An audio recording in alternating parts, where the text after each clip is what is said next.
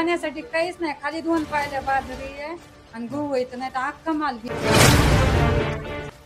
तो घराला येडा टाकला पाणी, घराला येडा टाकला कामाला काही सुधारा. आणि दुकानाचं सगळं नुकसान भरपूर झालं. 60-70 हजाराचा किराणा होता. जीव वाचवायचा प्रयत्न केला, बाजूला छाताळा इतकं पाणी होतं घरासमोर. असं आहे की वाढवाडलापासून जे आज म्हाताऱ्या माणसांना जरी विचारलं की त्यांच्या कळण्यात असं पाणी कधी आलेलं नव्हतं आणि आपल्या कळण्यात कधी पाणी असं आलेलंच नाही. लय पाणी होतं इतकालं पाणी होतं, मांडायला लागत होतं. पाऊस आल्यामुळे ट्रॅक्टरची फार मोठी नुकसान झालेली आहे. सगळं घर वाहून गेलं आमचं, भांडे कुंडे सगळे भिजले, सगळं गेलं वाहून. शिनी कांदे होते, परत वावर बी पूर्ण वाहून गेले खालचं. तिथं माझ्या घरात कमरेत करे पाणी घुसलं. तिथून पुढे मी शेळ्या काढ्या माल काय बाहेर काढला. 6 वाजता तर 5 वाजता मी उठलो होतो. 5 वाजता उठून खाली म्हातारी वाचाय करता 5 वाजता गेलो. त्यांना बाहेर काढ, त्यांना येऊस त्यांच्या कुणी येऊस तर इथं माझ्या घरात कमरेत करे पाणी घुसलं होतं. तिथून पुढे मी शेळ्या काढ्या माल काय बाहेर काढता आला नाही. काय काय नुकसान झालं तुमचं? नुकसान बाजरी 10 गोण्या गेली, उडीद गेल्या 10 गोण्या, भांडे गेले वाहून, काही गहू 2 गोण्या गेल्या. घरात पूर्ण पाणी आलं? हा, घरात पूर्ण पाणी आलं. कुठपर्यंत पाणी होतं घरात? काय घरात ही इथपर्यंत पाणी होतं. कुठपर्यंत पाणी होतं? ही इथपर्यंत. काय काय वस्तू गेल्यात पाहून?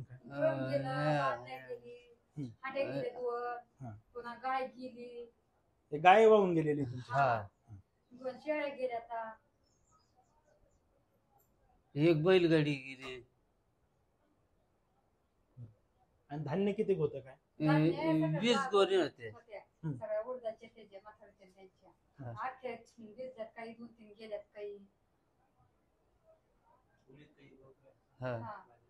गहू, बाजरी. हे पाहू शकता, वडगाव मधले शिंदे कुटुंब आहे आणि परवा सकाळी आलेल्या पावसामुळे यांचं प्रचंड असं नुकसान झालेलं आहे. यांचं हे नदी काठी घर आहे आणि नदीपासून दूरच आहे, पण मात्र पुराची परिस्थिती एवढी गंभीर होती, एवढं पाणी पातळी वाढली होती, त्यामुळे कधी वाटलंच नव्हतं की ह्या भागात पाणी घुसल, त्याच्यानंतर घरात पाणी घुसल. आणि या पाण्यामुळे यांचं प्रचंड असं नुकसान झालेलं आहे. यांचं घरातलं सगळं साहित्य वाहून गेलेलं आहे. त्याच्यानंतर यांची जनावरे असतील, एक गाय वाहून गेली, त्याच्यानंतर यांच्या शेळ्या असतील ते सुद्धा वाहून गेलेले आहेत या पुरामध्ये. त्याच्यानंतर यांचं हे घर आहे, पाहू शकताय तुम्ही. हे घर जुनं घर आहे आणि नवीन घर बांधण्यासाठी त्यांनी या ठिकाणी त्यांनी खडी आणली होती. 10,000 वीट होती त्यांची, त्याच्यानंतर काही कच होती आणि त्या पुराच्या पाण्यामध्ये त्यांचे सगळे 10,000 वीट वाहून गेलेले, कच वाहून गेलेले, त्याच्यानंतर त्यांची खडी सुद्धा वाहून गेलेली आहे. उठलो का सकाळी तर घराला येडा टाकला पाण्याने, घराला येडा टाकला कामाला काही सुधारा.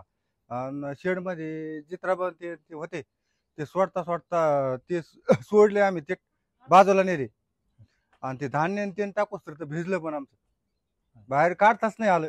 किती पाण्याची पातळी किती होती इथं नेमकं? पाण्याची पातळी घरात गुडघे इतकी पाण्याची पातळी होती.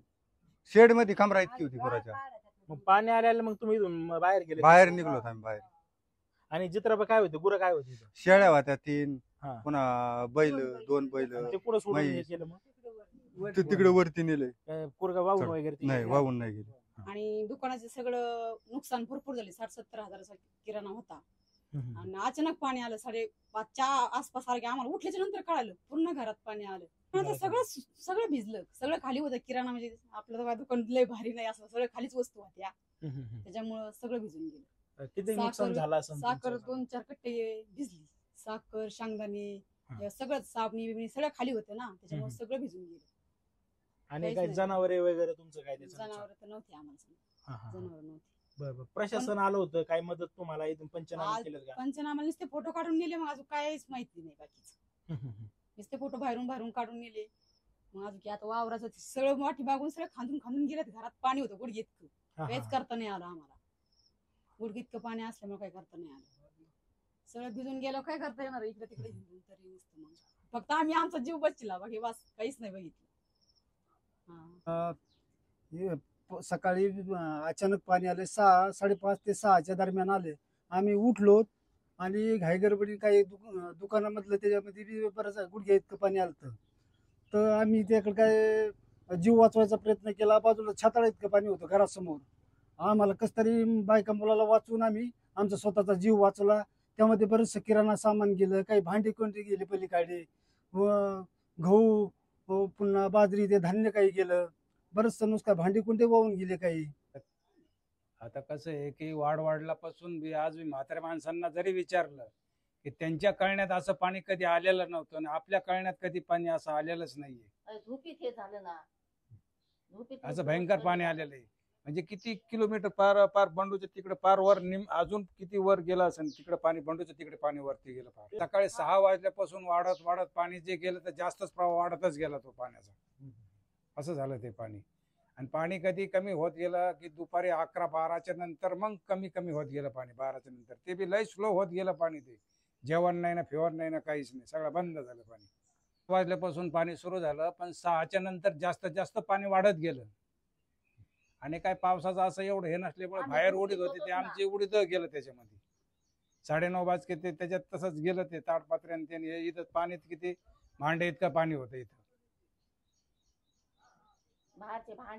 भांडे बिंडे काय असेल ते तर गेलं समजायचं, दुसरं काय मग एवढं. आणि 9:30 वाजके आपलं उडीत गेलेलं, दुसरं काय हे नाही झालं समजा. आणि अशी दशा झाली वावराची बस. आमचं घरातलं म्हणजे सगळं सामान गेलं वाहून. 3 ट्रका वाळू होती, वाळू गेली वाहून. 9 गोण्या उडीत होता ते गेलं वाहून. 25-30 गोण्या कांदा होता ती गेला वाहून. बाजरी होती 20 बाचके, 7-8 बाचके राहिले बघा. आता काय कांदे होते, परत वावर बी पूर्ण वाहून गेले. खालचं तुरी होत्या त्या तुरी वाहून गेल्यात. कांदा पेरला होता ते वाहून गेलाय, काहीच नाही राहिलं. किती वाजता, सकाळी किती वाजता आलं पाणी? काय 6 वाजता. हा किती होतं पाणी इथं या भागात?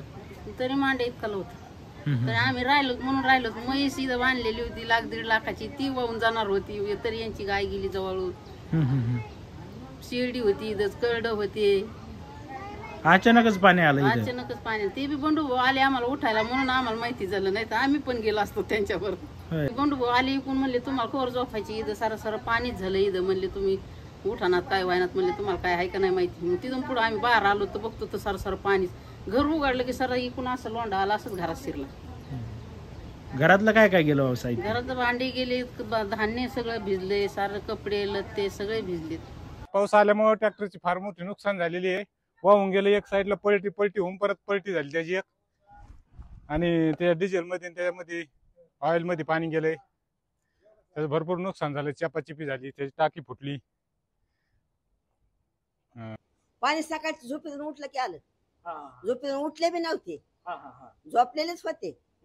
आणि ती बंडूने ही टाकला तेटच पोराला.